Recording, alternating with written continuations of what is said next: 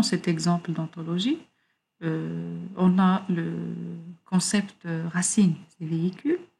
On a les autres concepts moteur, boîte, roue et portier. Et on a aussi cylindre, radiateur, vilebrequin, carburateur, soupape, piston, bougie.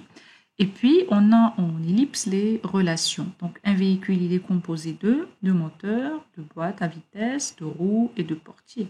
Donc, le moteur, il entraîne la boîte à vitesse. La boîte à vitesse, il entraîne les roues. Et puis, le moteur est composé de cylindres, de vilebrequins, de carburateur et de radiateur. Le moteur, il consomme de l'eau et de l'essence. Le radiateur, il refroidit l'eau. Le carburateur, il produit un mélange qui est composé d'essence et d'air. Le cylindre du moteur, il contient un piston, une bougie et des soupapes. Et puis, là où les soupapes, ils admettent le mélange qui est composé d'essence et d'air. Comme ça, on remarque que cette ontologie, il nous permet de comprendre la composition de la voiture et quelles relations existent entre les différents liens de la voiture. Ça ressemble à votre modèle de concept, en quelque sorte, avec l'hiérarchie des concepts. On a l'hiérarchie entre les différents concepts qui existent. Et donc, ça nous inspire de dire que si vous réalisez votre modèle de concept pour une connaissance donnée, vous pouvez par la suite aller à la conception de l'ontologie qui la concerne. Okay?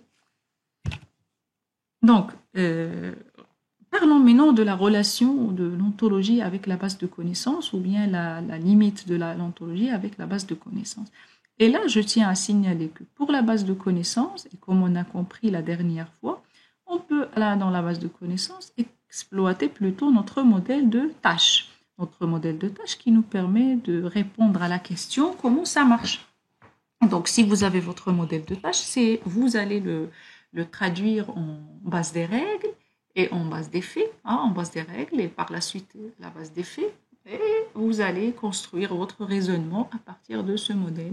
Et bien sûr, lorsqu'on dit modèle de tâche, modèle d'activité, vous vous rappelez de la liaison entre les deux. Donc, le modèle d'activité, le modèle de tâche, c'est le modèle qui explique chaque activité, comment se déroulent les tâches de cette activité en détail. Et donc, on peut organiser notre système à base de connaissances. Il est constitué de l'ensemble des activités comme étant des options auxquelles ou bien des thématiques ou bien des axes pour lesquels on peut répondre la problématique globale de l'utilisateur final. Et puis, à l'intérieur de chaque activité, on va trouver l'ensemble des tâches qui permettent de répondre aux questions de l'utilisateur et qui permettent de raisonner, de trouver la solution, comme on a expliqué la dernière fois dans la base de connaissances. Base de connaissances ontologique. Donc, l'ontologie, c'est un composant qui se trouve à l'intérieur de la base de connaissances et qui se concentre uniquement sur les concepts. Et donc là, encore une fois, j'insiste, c'est votre modèle de concept qui est concrétisé en une ontologie. Ici, je donne un exemple pédagogique pour que vous compreniez la limite entre les deux. On a ici une personne, un employé. Donc, une personne employée, il travaille pour une entreprise. Ça, c'est l'ontologie qui décrit les RH, ressources humaines. Dans la base de connaissances, j'ai M. Dupont qui travaille pour la SNCF. C'est-à-dire que là, j'ai une explicitation de la chose. Donc, autrement, ça ne veut pas dire que la base de connaissances est limitée à M. Dupont qui travaille pour la SNCF, mais la base de connaissances, il consomme plutôt de l'ontologie, le fait que M. X, il travaille pour la société, pour l'entreprise Y. Et donc, pour assurer cette liaison, bien sûr, on va faire appel à l'ontologie, mais pour le raisonnement, pour la question et pour la réponse, pour les règles et les faits, on va plutôt utiliser la base de connaissances. Prenons un petit autre exemple, mais schématique cette fois-ci, mais textuel. Une ontologie. Donc, un repas est constitué d'une entrée, un plat et un dessert. Bien sûr, ce que je suis en train de dire, on peut le schématiser comme ça, comme le cas de la voiture. Par ailleurs, un plat peut être soit de la viande, soit du poisson. Et donc, dans la base de connaissances, qu'est-ce que je vais trouver? Je vais trouver la carte du restaurant qui comporte pour l'entrée céleri melon, pour la viande rôtie, steak, pour les poissons, sole ou rouget, pour le dessert, flan, fruits. Et donc, avec ces connaissances-là, en utilisant l'ontologie qui dit que le repas il est constitué de entrée, plat et dessert, on peut faire toutes les combinaisons possibles, par exemple, pour pouvoir donner suite à la demande d'un client, d'une façon bien sûr automatique, ou bien on peut répondre à la question, répondre à une commande, c'est-à-dire un client, il va nous dire, moi je veux en entrée une salade marocaine, je veux du steak et je veux du flan. Alors dans ce cas-là, on va utiliser les deux modèles, hein, donc les trois modèles de raisonnement qu'on sait, voire plus d'autres algorithmes. On peut bien sûr, je vais le dire dans la conclusion de la formation. On va utiliser les algorithmes nécessaires pour pouvoir vérifier cette commande en utilisant d'abord un chaînage et voir est-ce que cette demande, on peut la répondre. Bien sûr, lorsqu'il demande les trois éléments, je veux un repas fait de ceci, cela et cela. Donc, le système ou bien l'agent intelligent à partir de l'ontologie, il va comprendre. Il sait ce que c'est qu'un repas préalablement. Il sait que le repas, il contient trois concepts. D'abord, un plat, une entrée, un plat et un dessert. Autrement, si la personne, il va uniquement citer deux choses et il va lui poser la question, qu'est-ce que vous voulez en entrée? Par exemple, la personne, il dit, moi, je veux un plat, je veux un dessert et un plat et un dessert. Donc, la personne, automatiquement, l'agent intelligent qu'on a programmé, il doit nous demander quelle est l'entrée que cette personne, elle veut, pardon. Et puis, on va utiliser les algorithmes, la base des faits, on l'a, elle est devant nous, donc ce qu'on a, et puis on va lancer notre raisonnement pour pouvoir répondre aux questions de la personne. Est-ce que sa demande, il peut être répondu, ou bien l'agent, il va répondre, excusez-nous, on n'a pas, donc cet élément n'est pas disponible dans notre carte. Ok? Alors, bref, une ontologie, à quoi il sert? Donc l'ontologie, son but principal, c'est un traitement plutôt symbolique des connaissances. Et donc, pour pouvoir coupler le web sémantique avec l'intelligence artificielle. L'ontologie, il permet de faire des traitements qui sont automatiques à des logiciels au sein du web pour faire interopérer des machines ou des machines avec les humains. Donc, en utilisant l'ontologie, on va lancer des traitements qui vont permettre à un agent intelligent de se comprendre avec un autre agent intelligent, pour interopérer avec un autre agent intelligent, ou bien on va permettre à une machine d'interopérer ou bien d'échanger avec un humain et vice-versa. Donc, c'est un double sens. Et ceci en collectant le vocabulaire, en le structurant et en exploitant les métadonnées. Et donc, comme vous savez, les métadonnées, c'est les données qui décrivent les données. L'ontologie, il permet de représenter l'intégration de données à partir des sources qui sont hétérogènes.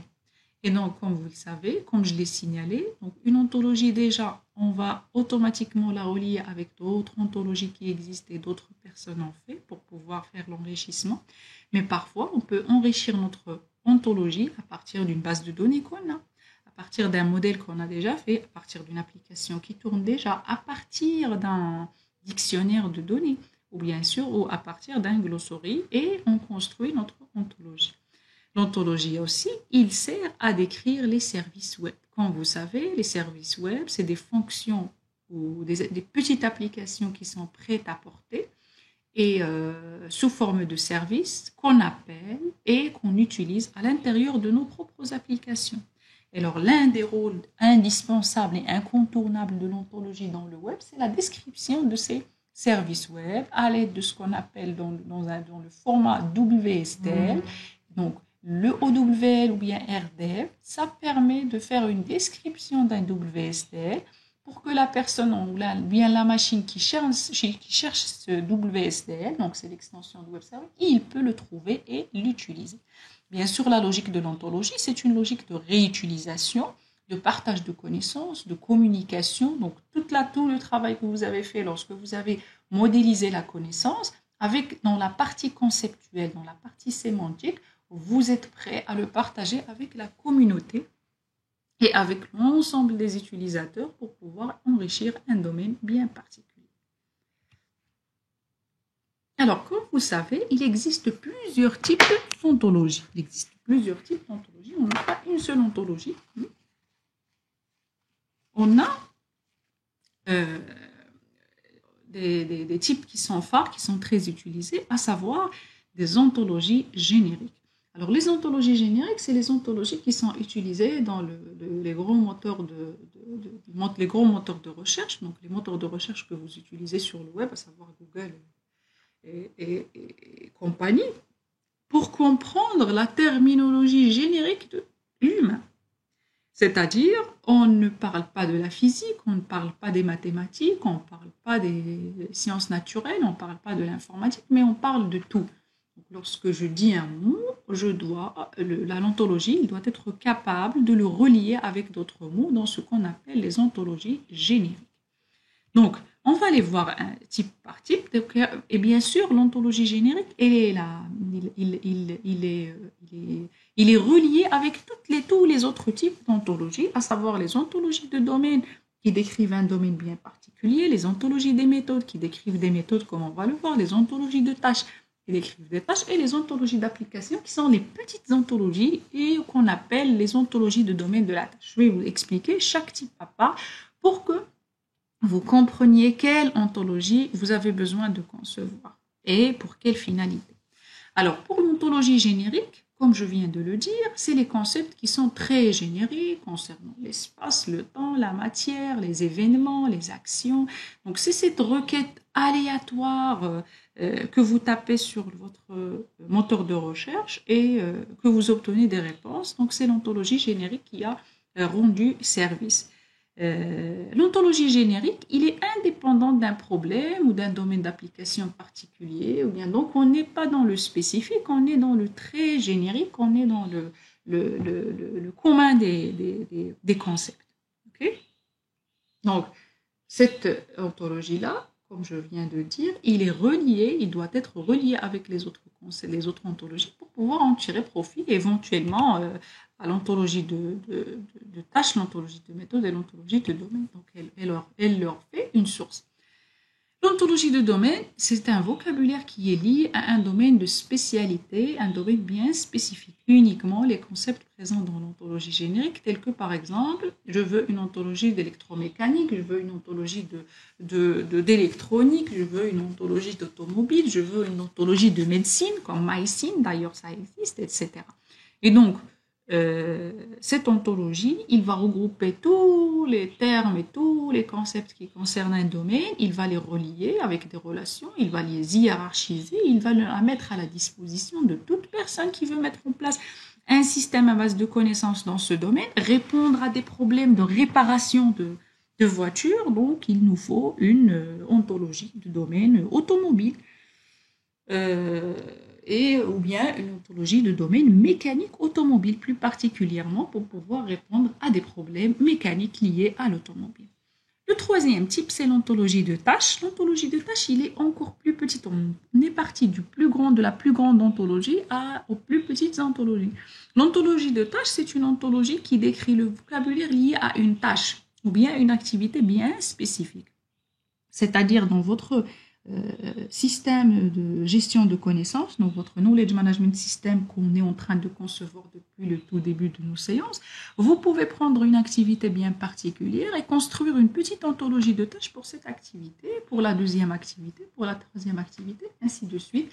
Et bien sûr, il faut relier les ontologies entre elles, parce que comme j'ai dit, l'ontologie, c'est pas du tout comme la base de données. La base de données, on construit une base de données pour un système d'information donné, il est figé, il est délimité. On ne pense jamais à relier les bases de données de notre système d'information avec la base de données d'un autre système d'information, ou bien un troisième, ou bien un quatrième. Par contre, l'ontologie, avant même sa création, il faut effectuer une recherche. Quelles sont les ontologies qui existent dans ce domaine? Parce que si je trouve une ontologie qui est déjà faite et qui traite tous les concepts dont j'ai besoin, je n'ai pas besoin de réinventer la roue ni de créer cette ontologie. Déjà, il y a un fichier OWL ou bien un fichier RDF que je peux exploiter et mon système intelligent, mon système expert ou mon système à base de connaissances, il peut automatiquement prendre le lien, travailler avec, et il comprend déjà ce vocabulaire. À moins qu'il y ait des compléments que je veux faire, et dans ce cas, je vais enrichir cette ontologie et je vais bien sûr rattacher mon résultat avec l'ontologie qui existe déjà. Alors, le troisième type, ou bien le quatrième type, c'est l'ontologie de domaine. Donc, c'est une ontologie qui explicite le rôle joué par chaque concept en détaillant son argument. Et donc, il raisonne avec des méthodes ou bien des fonctions. Donc, il raisonne par fonction. Donc, la voiture, il a une fonction de rouler, il a une fonction de freiner, il a une fonction de faire marche arrière, il a une fonction de stationner. Et donc, je vais faire des ontologies de méthodes. Donc, chaque méthode ou bien chaque fonction, je vais l'expliciter.